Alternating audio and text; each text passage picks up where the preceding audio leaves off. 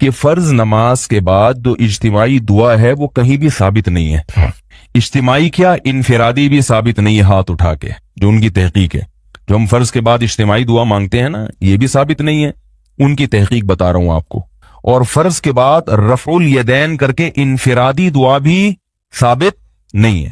ایک روایت ہے، اس میں ضعیف ہے، اور اگر اس کو مان لیا جائے صحیح تو زندگی میں ایک آدھ مرتبہ آپ نے کیا یہ کام. تو ورنہ اصول یہ ہے احادیث کا کہ جس کام کا وقوع نبی کے دور میں کثرت سے ہوا ہو، اس کے ناقلین بھی کثرت سے ہونے چاہیے. اس کو کہتے ہیں عموم بلوا، یعنی جس خبر واحد میں یہ دیکھا جاتا ہے کہ اگر اس میں عموم بلوا تھا، ابتلا زیادہ تھا، تو اس کا ایک آدھ ناقل نہیں ہونا چاہیے تھا. اگر نبی صلی اللہ علیہ وسلم کے دور میں فرض نماز کے بعد اس طرح سے دعا کا رواج ہوتا جو ہمارے ہاں ہندوستان، پاکستان اور بنگلہ دیش میں رائج ہے، تو اس بارے میں کچھ روایتیں یقیناً ہوتی، اور بلکہ کچھ کیا کثرت سے روایتیں ہوتی. ایک بھی روایت نہیں ہے، ایک بھی حدیث نہیں، اور ایک اگر روایت ہے تو وہ صرف انفرادی رفع الیدین کی ہے، اور وہ بھی سند پہ اس کے کیا ہے، کلام ہے. ایک بات یہ حضرت کی تحقیق بتا رہا ہوں کہ آپ مجھ پہ فتوے نہ جھاڑنا شروع کر دیں. ان کی تحقیق بتا رہا ہوں، آپ میری کیا تحقیق ہے اور میرا کیا رائے وہ میں نہیں بتا رہا آپ کو. سمجھ میں آ رہی ہے بات؟ ہو سکتا ہے بتا بھی دوں، دیکھا آپ لوگوں میں تحمل ہے تو بتا بھی دوں گا، لیکن وہی ہے خارش نہ لگ جائے کہیں، پھر اسی مسئلے پر شروع ہو جائیں. تو دوسرا مسئلہ یہ ہے کہ جو فقہ ہے نا، فقہ اس میں قرآن و حدیث میں جتنا ہے تو قرآن و حدیث کی بہت گہرائی میں جا کے فقہی جزیات لکھی ہوتی ہیں. یعنی حدیث میں اگر کوئی چیز اجمالی ہوگی تو فقہ کی کتابوں میں اس کی بہت ڈیٹیل ہوگی. اس لیے فقہ میں مواد حدیث سے زیادہ ملتا ہے، کیونکہ فقہ نے حدیث کو آسان کر دیا نا، اس کی بہت جزیات بہت ہوتی ہیں چھوٹی چھوٹی گہرائی میں. تو ہمارا جو فقہ حنفی ہے اس کے فتاوی کی جتنی کتابیں ہیں ان میں کسی حاشیے میں بھی اس دعا کا ذکر نہیں ملتا، حالانکہ فقہا تو بہت ڈیٹیل میں جا کے مسائل کو بیان کرتے ہیں. نہ فتاوی قاضی خان میں ہے، نہ فتاوی عالمگیریہ میں ہے، نہ رد المحتار میں، نہ الدر المختار میں، کہیں بھی نہیں ہے. جو فتاوی کی مشہور کتابیں ہیں، نہ قدوری میں، نہ ہدایہ میں، جو متون کی کتابیں ان میں بھی نہیں. جو فقہ حنفی تو عربی میں ہے نا، اصل میں اردو کتابیں تو بعد میں لکھی گئی ہیں، اور اردو کتابوں میں حوالے تو عربی ہی کتابوں کے ہوتے ہیں، وہ خود سے تھوڑی کچھ لکھتے ہیں، تو کہیں بھی نہیں ہے. تو ہمارے حضرت فرمایا کرتے تھے یہ صدیوں سے فقہا نے اس کا کہیں اشارہ بھی نہیں دیا کہ فرض نماز کے بعد امام کو چاہیے کہ ہاتھ اٹھائے اور مقتدیوں کو چاہیے کہ وہ بھی کیا کریں، ہاتھ اٹھا کے دعا مانگے. کہیں بھی نہیں ہے، نہ قرآن و سنت میں ہے، اور ظاہر ہے جب قرآن و سنت میں نہیں ہے تو فقہ حنفی میں بھی نہیں ہوگا نا. وہ فقہ حنفی تو قرآن و سنت کی تشریح کا نام ہے. نہ امام ابو حنیفہ نے، اور پھر چاروں فقہ میں نہیں ہے. بات آ رہی ہے سمجھ میں؟ اب میں آپ کو بنا رہا ہوں خرشیلا. اب آپ جائیں گے دوسری مسجد کے امام کو نہ چھیڑیں گے، بولیں گے کہاں سے، تو ابھی میں خارج ختم بھی کروں گا انشاءاللہ. یہ تو میں ایک مثال دے رہا ہوں نا، مثال. تو کہیں بھی نہیں ہے، یعنی فقہ کی کسی کتاب میں بھی نہیں ہے. تو جیسے کہ سعودی عرب میں نہیں ہوتی نا، سعودی عرب میں نہیں ہوتی اس لیے کہ وہ بھی کہتے ہیں بھائی کہیں ہے ہی نہیں. تو ہمارے حضرت کی تحقیق یہ تھی کہ بھئی یہ تو نہ فقہ حنفی میں ہے، نہ فقہ شافعی میں ہے، نہ فقہ مالکیہ میں ہے، نہ فقہ حنبلیہ میں. رہا یہ مسئلہ کہ حدیث میں تو بہت زیادہ تذکرہ ہے کہ فرض نماز کے بعد دعا قبول ہوتی ہے، تو بخاری مسلم کی حدیثیں ہیں. تو ہمارے حضرت فرمایا کرتے تھے کہ نبی صلی اللہ علیہ وسلم کی ایک حدیث کا مطلب دوسری حدیث ہی کی روشنی میں حل کیا جائے گا نا. ایک طرف حدیث میں آ رہا ہے فرائض کے بعد دعا قبول ہوتی ہے، ایک طرف حدیث میں آتا ہے کہ نبی نے فرض نماز کے بعد کبھی بھی دعا، اجتماعی تو ملتی نہیں ہے، انفرادی بھی ایک ضعیف روایت ہے کہ ایک دفعہ زندگی میں، اور خلفائے راشدین سے بھی کہیں نہیں ملتا، صحابہ سے بھی کہیں نہیں ملتا. تو فرمایا کرتے تھے یہاں جو آتا ہے نا فرض نماز کے بعد دعا، اس سے دعا سے وہ وظائف مراد ہیں جو نبی پڑھا کرتے تھے، ان کو دعا سے تعبیر کیا گیا ہے. وظیفہ کسے کہتے ہیں؟ یعنی کچھ منتخب کلمات. جیسے ہم کہتے ہیں کہ مسجد میں داخل ہونے کی دعا، مسجد میں داخل ہوتے ہوئے تو بھی نبی دعا مانگتے تھے نا، تو وہ یہ تھوڑی کہ ہاتھ اٹھا کے دعا، وہ مخصوص الفاظ ہیں، اللہم افتح لی ابواب رحمتک. تو یہ وظیفہ ہے. آئی بات سمجھ میں؟ آذان کے بعد کی دعا، تو وہ دعا میں کیا ہے؟ وہ مخصوص کلمات ہیں جو بطور وظیفے کے پڑھے جاتے ہیں، اللہم رب هذه الدعوۃ التامہ. تو ہم جب سب حدیثوں کو ملا کے دیکھتے ہیں تو فرض نماز کے بعد جو ہمیں دعائیں ملتی ہیں وہ کیا ہیں؟ اللہم انت السلام ومنک السلام تبارکت یا ذا الجلال والاکرام، اللہم لا مانع لما اعطیت ولا معطی لما منعت ولا ينفع ذا الجد منک الجد. اسی طرح اللہ لا الہ الا هو الحی القیوم، یہ جو مخصوص منتخب کلمات ہیں جو حقیقت میں وظائف ہیں، وظائف کہتے ہیں مقررہ اوقات پر پڑھی جانے والی مخصوص دعائیں، اس سے یہ مراد ہے۔ آ رہی ہے بات کہ نہیں آ رہی ہے؟ سمجھ میں آ رہی ہے بات؟ دوسری بات، ہمارے حضرت یہ بھی فرمایا کرتے تھے کہ یہ بھی ساری نہیں پڑھنی فرض کے بعد، نبی نے کبھی کوئی پڑھی اور کبھی کوئی پڑھی، کیونکہ دوسری حدیثوں میں آتا ہے کہ نبی صلی اللہ علیہ وسلم سنتوں اور فرائض میں تاخیر نہیں کرتے تھے، یہ بھی صحیح حدیث ہے، سوائے اتنی دیر جتنی دیر میں اللہم انت السلام و منک السلام والی دعا پڑھی جاتی ہے۔ تو دونوں طرح کی حدیثوں میں جب ہم تطبیق دیں گے تو نتیجہ کیا، بلکہ تین طرح کی حدیثیں ہو گئیں، ایک وہ حدیثیں جن میں آتا ہے کہ فرض نماز کے بعد دعائیں قبول ہوتی ہیں، دوسری وہ حدیثیں جن میں آتا ہے کہ فرض نماز کے بعد آپ صلی اللہ علیہ وسلم یہ مخصوص کلمات پڑھتے تھے، تیسری وہ حدیثیں جن میں آتا ہے کہ فرض نماز کے بعد آپ صلی اللہ علیہ وسلم تاخیر نہیں کرتے تھے۔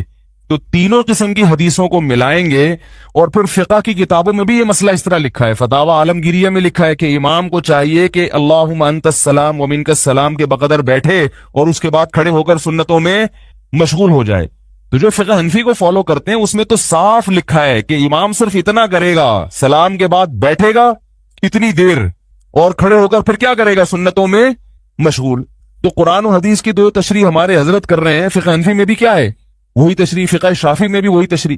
تو یہ بڑی مضبوط بات بن جاتی ہے کہ جب تمام حدیثوں کو آپ ملائیں تو پتہ یہ چلا کہ حدیثوں میں جو آتا ہے فرض نماز کے بعد جو لمبی دعاؤں کا آتا ہے، اس سے مراد فرض نماز تکمیل کے ساتھ، اور فرض کی تکمیل کب ہوتی ہے، سنتوں کے ذریعے۔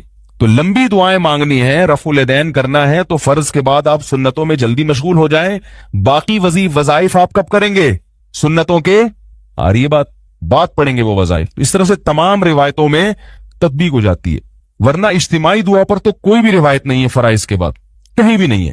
اب ہوتا یہ ہے کہ ہم لوگ چونکہ ایک مسئلے کو دیوبندیت کا معیار بنا لیتے ہیں کہ بھئی ہمارے چند بزرگوں نے یہ لکھ دیا یا کر لیا، تو اب پھر ہم اس کو دفاع میں زمین آسمان کے قلابے ملا دیتے ہیں۔ یہ طریقہ ہمارے بزرگوں کا نہیں ہے۔ ایک صاحب مجھے کہنے لگے کہ آپ نے یہ بات کہی ہے، حالانکہ یہ بات تو حضرت فلاں دامت برکاتہم نے ہمارے ہی بزرگوں کا نام لیا، وہ تو نہیں کہتے یہ بات، تو اس کا مطلب ہے آپ کا کوئی نیا مسلک ہے۔ میں نے کہا ایسا نہیں ہے، میں نے کہا وہ جن بزرگ کا آپ حوالہ دے رہے ہیں انہوں نے جو بات کہی ہے ان کے استاذ نے تو یہ بات نہیں کی، اس کا مطلب ان بزرگ کا مسلک بھی چینج ہو گیا تھا۔ تو بھائی اگر کوئی اپنے کسی بزرگ سے کسی مسئلے میں اختلاف کر لیتا ہے تو اس سے نہ وہ ان بزرگوں کی فہرست سے خارج ہوتا ہے، نہ کوئی مسلک چینج ہوتا ہے، یہ تو علماء میں ہمیشہ سے چلا آ رہا ہے، یہ تو ہوتا ہے، یہ تو علمی اختلاف ہوتا ہے۔ تو اب میں جو اصل بات بتانا چاہ رہا تھا کہ بھئی یہ میں نے بہت مختصر دلائل دی ہیں۔ تو ایک صاحب نے مجھے کہا کہ نہیں، فرض نماز کے بعد اجتماعی دعا ثابت ہے، اسے پہ فلاں مولوی صاحب نے پوری کتاب لکھی ہے۔ میں نے کہا ثابت نہیں ہے اس لیے کتاب لکھی ہے، ثابت ہوتا تو ایک حدیث کا حوالہ دے دیتے یا فقہ کی کسی کتاب کا حوالہ دے دیتے۔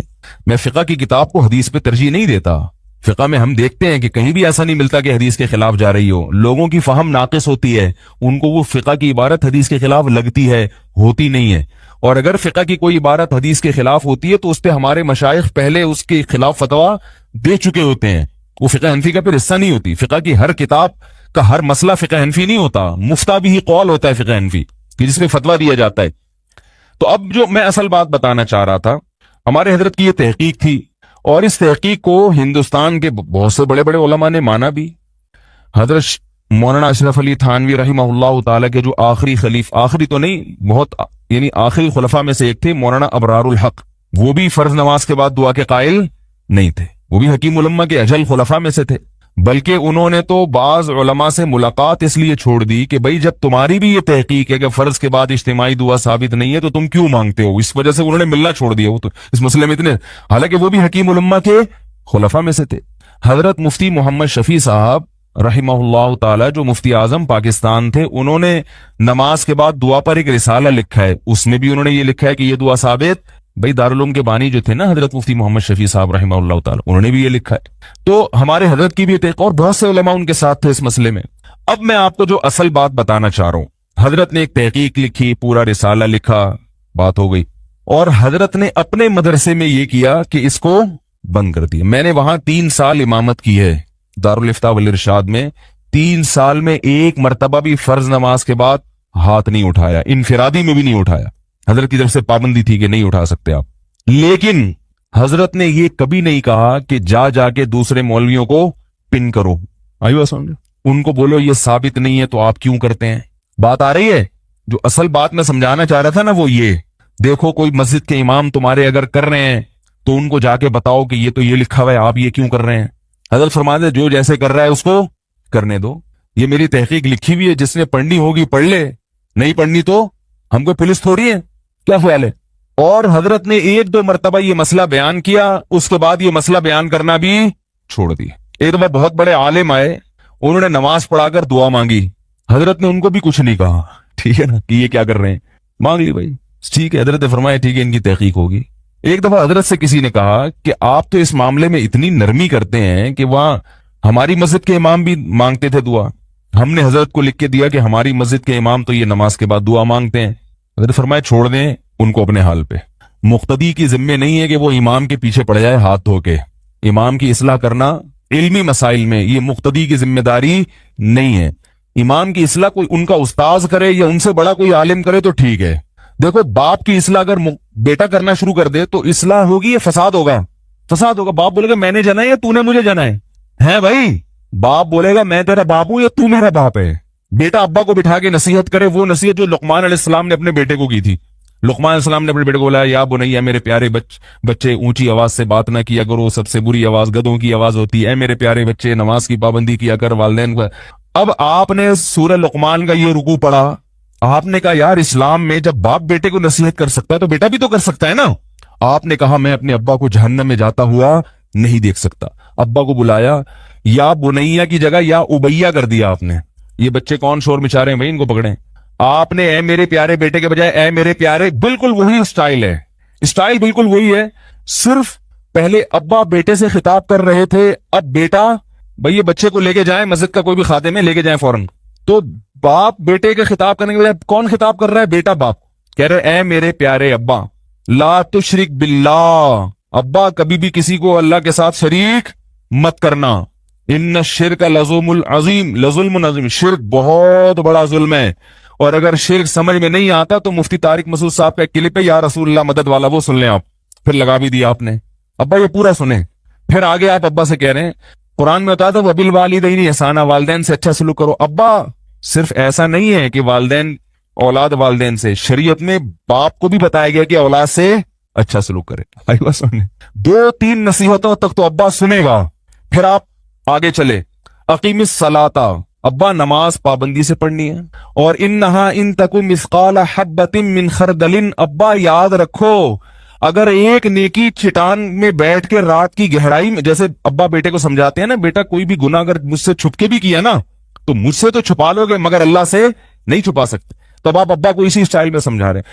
ابا میں ہر وقت آپ کے ساتھ نہیں ہوتا. اگر آپ نے پڑوسیوں میں کسی کی انٹی کو جھانکنے تاکنے کی کوشش کی یا کوئی گناہ آپ نے کیا ٹکٹکی باندھ کے بھی دیکھنے کی کوشش کی، مجھ سے چھپ سکتا ہے مگر اللہ سے نہیں چھپ سکتا.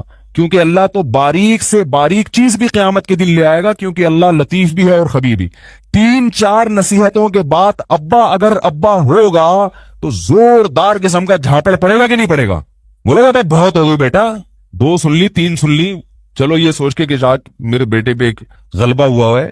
اور جب آخر میں آ کے جب آپ نے ایک تھپڑ مارا اور ڈانٹنا شروع کر دیا تو بیٹا آخر میں آیت پڑھ رہا ہے وَغْضُضْ مِن صَوْتِكَ، سورہ لقمان کی آخرت ہے کہ اپنی آوازوں کو پس رکھو. بھائی لقمان علیہ السلام تو اپنے بچے کو ہی سمجھایا بیٹا آہستہ بات کیا کرو، کیونکہ سب سے بری آواز کون سی ہوتی ہے؟ گدھے کی. اب آپ کہہ رہے ہیں ابا بات ذرا سلولی کر لیا کریں، کوئکلی کریں، کوئی پرابلم نہیں ہے لیکن سلولی ہونی چاہیے. کیونکہ ان انکر الاصوات لصوت الحمیر، اے میرے قابل احترام، بہت احترام کے ساتھ میرے بہت پیارے ڈیڈی، میرے پیارے والد محترم، سب سے بری آواز گدھے کی ہوتی ہے بھائی. تو حضرت نے فرمایا کہ مسجد کا امام قابل احترام ہے. علمی چیزوں میں جب وہ مقتدی سے سنے گا کہ میری اصلاح کر رہے ہیں تو وہ اپنی بے عزتی محسوس کرتا ہے انسان.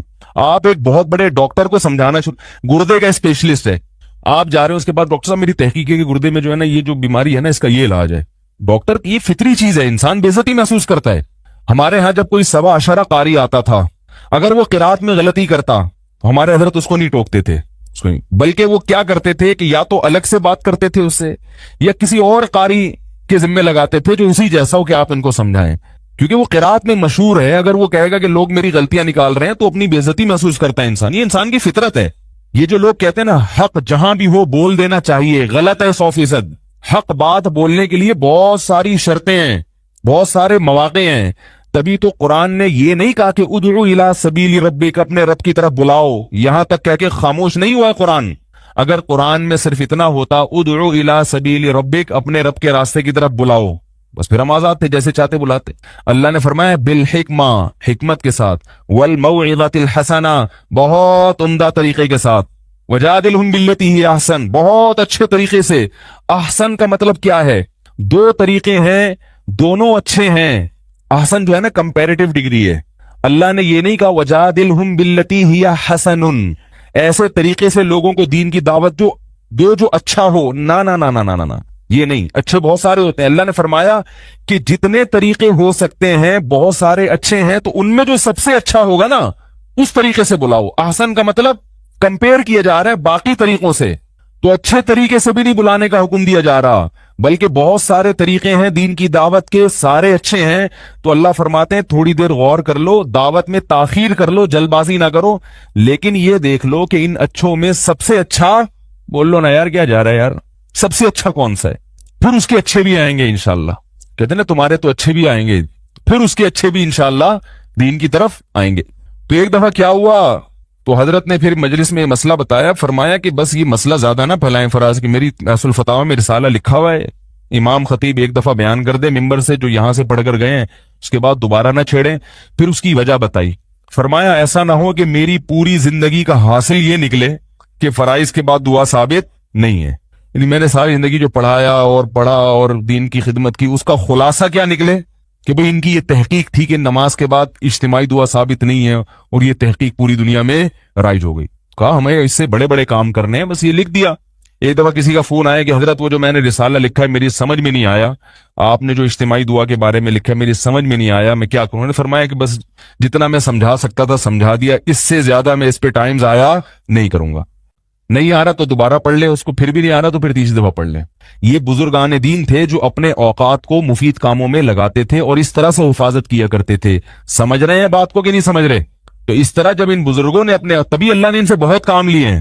تو جب یہ اپنے کاموں کی حفاظت، اپنے اوقات کی حفاظت کر رہے ہیں، تو میری اور آپ کی بھی ذمہ داری ہے کہ ایسا نہ ہو کہ ہمیں کوئی بھی کان سے پکڑ کے کسی بھی راستے پہ چلا دے اور ہم اس راستے پہ چلنا شروع ہو جائیں. حضرت مفتی محمد شفیع صاحب رحمہ اللہ تعالی کے پاس ایک شخص آیا.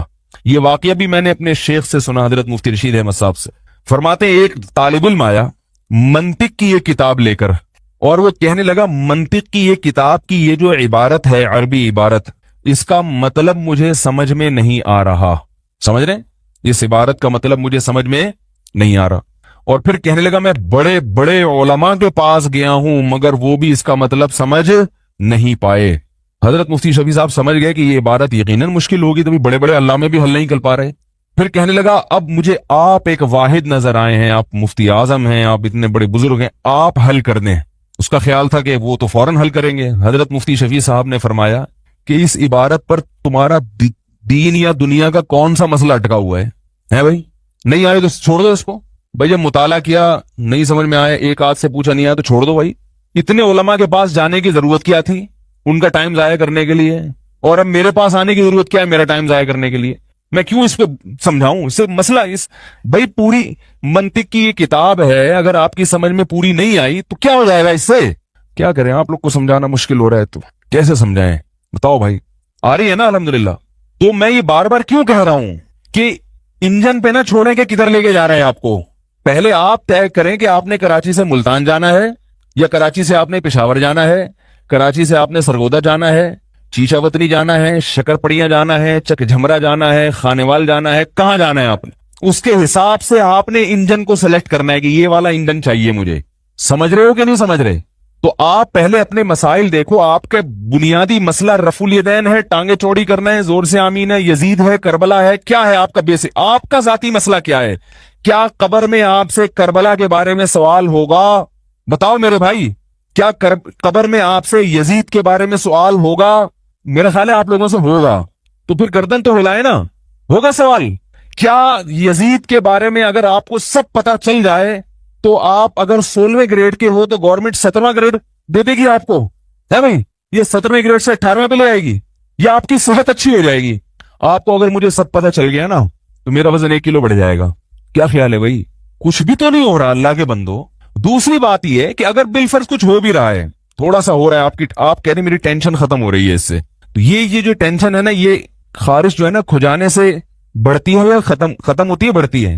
آج تک میں نے نہیں دیکھا کہ کوئی ان مسائل میں پڑا ہو اور اس کی ٹینشن ختم ہو گئی ہو. موت تک پڑا رہتا ہے، موت تک پڑا رہتا ہے. جیسے وہمی ہوتے ہیں نا، ان کو استنجے کا اگر وہم ہو جائے تو وہ گھنٹوں استنجا کرتے رہتے ہیں. ایک وہمی کو یہ شبہ ہو گیا، پتہ نہیں میں استنجا کیا تو یقین نہیں آ رہا تھا کہ میں پاک ہوا ہوں، پہلے ڈھیلے سے استنجا کیا، پھر پانی سے پورا لوٹا بہا دیا اس نے. اس کا خیال یہ تھا کہ جب میں لوٹا بہا دوں گا تو تسلی ہو جائے گی. جیسے بعض لوگوں کا خیال ہوتا ہے ہمیں جب پتہ چل جائے گا کہ اس واقعے میں کون صحیح تھا کون غلط تھا تو ہمیں تسلی ہو جائے گی. تو ان کو ایسی تسلی ہوتی ہے جیسے بھی میں واقعہ بتا رہا ہوں، آپ تسلی نہیں ہوتی ان کو. تو وہ استنجا کرتا تھا 1 گھنٹہ، تسلی نہیں ہو رہی. اس نے کہا ایک دفعہ دریا میں چھلانگ لگا لو. ایک دفعہ دریا میں چھلانگ لگا، دریا میں ڈبکی لگا کے آیا. اس کو خیال ہوا کہ یار میرا ڈھیلا جس جگہ سے لگا تھا اس پہ نجاست لگی تھی، تو اب جب دریا میں جب میں کودا ہوں تو پانی لگا ہوگا وہاں اس جگہ پہ، تو جو پانی لگا وہ ناپاک ہو گیا. جب وہ پانی وہاں سے ہٹا تو اس پانی کے بعد جو دوسرے نمبر پہ پانی آیا وہ اس پانی سے لگ کے ناپاک ہو گیا. وہ جب اس پانی سے لگ کے ناپاک ہو گیا تو پھر وہ میرے دوبارہ جب جسم سے ٹچ ہوا تو میرا جسم تو دوبارہ ناپاک ہو گیا. تو دریا میں تو جتنا پانی آ رہا ہے وہ پہلے والے پانی سے ٹچ ہو کے ہی لگے گا نا. تو یہ بات تو بنی نہیں، ابھی بھی گندا پانی تو لگا ہوا ہے جسم پہ. تو ایک ترکیب آئی کہ بھائی اس پانی کو دھوپ میں سکھاؤ، اس پانی کو دھوپ میں سکھاؤ. تو اب جو ہے نا اپنی تشریف کا رخ سورج کی طرف کر کے دھوپ میں سکھانے کے لیے بیٹھ گیا. کسی بچے کو شرارت سوجی، اس نے غلیل میں ڈھیلا رکھ کے مار دیا اس کے. اب جب یہ بچے کے پیچھے بھاگ رہا ہے، بچہ آگے یا اس کے پیچھے، بچے سے کہہ رہے اللہ کی قسم کچھ نہیں کہوں گا، صرف اتنا بتا دے کہ یہ ڈھیلا پاک تھا یا ناپاک تھا، کیونکہ اگر یہ ناپاک تھا تو وہی پروسیس اب دوبارہ سے کرنا پڑے گا مجھے. یہ بن جاؤ گے، یہ ہو جائے گا تمہارا تھوڑے دنوں میں حشر. تو اپنے آپ کو مفید چیزوں میں لگائیں. میں بار بار کہہ رہا ہوں فروعی مسائل میں جو اختلاف ہے، رفع الیدین. ایک صاحب میرے پیچھے پڑے ہوئے ہیں کہ وہ رفع الیدین پہ کسی انجینئر نے یہ دعویٰ کیا ہے کہ یہ جو حنفی لوگ حدیث پیش کرتے ہیں نا عبداللہ بن مسعود سے کہ رفع الیدین نہ کرنے کی حدیث یہ ضعیف ہے. انجینئر نے دعویٰ کیا یہ، اور اس نے کہا ہے کہ سفیان ثوری رحمہ اللہ تعالیٰ کی مروی عنہ سے ملاقات ثابت نہیں ہے اور وہ مدلس راوی ہیں. تو میرا کھلا چیلنج ہے کہ ثابت کر کے دکھا دے کہ ان کی اپنے جس سے وہ نقل کر رہے ہیں اس سے ملاقات ثابت ہے، ثابت کر کے دکھا دے. وہ بیٹھا ہوا ہے، وہ اس کا تو کوئی کام ہی نہیں ہے بیچارے کا. اب میرا خون پیا ہوا ہے لوگوں نے، حضرت اتنا بڑا چیلنج کر دیا اس نے، ترمذی کی رفع الیدین نہ کرنے والی حدیث کو ضعیف کہہ دیا. کھلے عام چیلنج کر رہا ہے. حضرت اس کے چیلنج کا جواب دیں. میں نے اس سے کہا بھائی میں جواب دوں گا تو کوئی نیا چیلنج آ جائے گا. اور دوسری بات یہ کہ اس چیلنج کا اگر فرض کرو مان لیا وہ حدیث ضعیف ہے تو اس سے رفع الیدین نہ کرنے کا مذہب ختم تھوڑی ہو جائے گا. میں نے پچھلی دفعہ بتایا تھا نا کہ امام ترمذی کیا فرماتے ہیں، جہاں رفع الیدین کی حدیث ذکر کی وہاں لکھا کہ وہ بھی یقول بعض اہل علم من اصحاب النبی، یہی بعض صحابہ کا مذہب ہے اہل علم میں.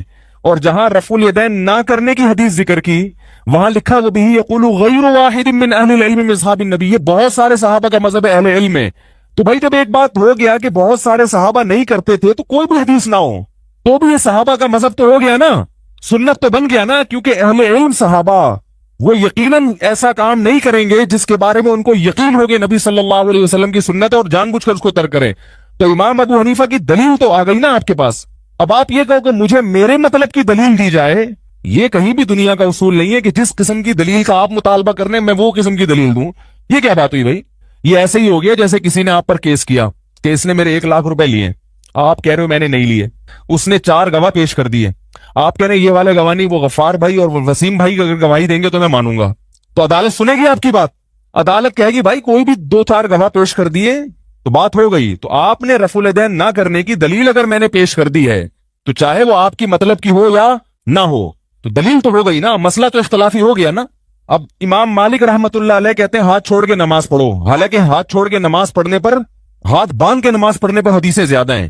اب آپ امام مالک کے پیچھے پڑ جاؤ کہ یار یہ کہاں سے ہم کوئی جو ہے نا 10 حدیثیں پیش کرو کم از کم ہاتھ چھوڑنے پر. امام مالک کہیں گے میں کہہ رہا ہوں کہ اہل مدینہ نہیں کرتے تھے رفع الیدین، سوری ہاتھ باندھ کے نماز نہیں پڑھتے تھے، اور اہل مدینہ نے نبی کی آخری نماز دیکھی ہے. تو وہ کہہ رہے میرے لیے اتنی دلیل کافی ہے امام مالک کے لیے. تو امام مالک کے خلاف آپ حجت پیش نہیں کر سکتے. کہیں گے بھائی میں اس کو دلیل مانتا ہوں. اب بھی آپ کہیں حدیث دکھاؤ، تو امام مالک اگر زندہ ہوں گے تو وہ کہیں گے کہ تم مجھ سے اپنے مطلب کی دلیل مانگ رہے ہو، یہ تو نفس پرست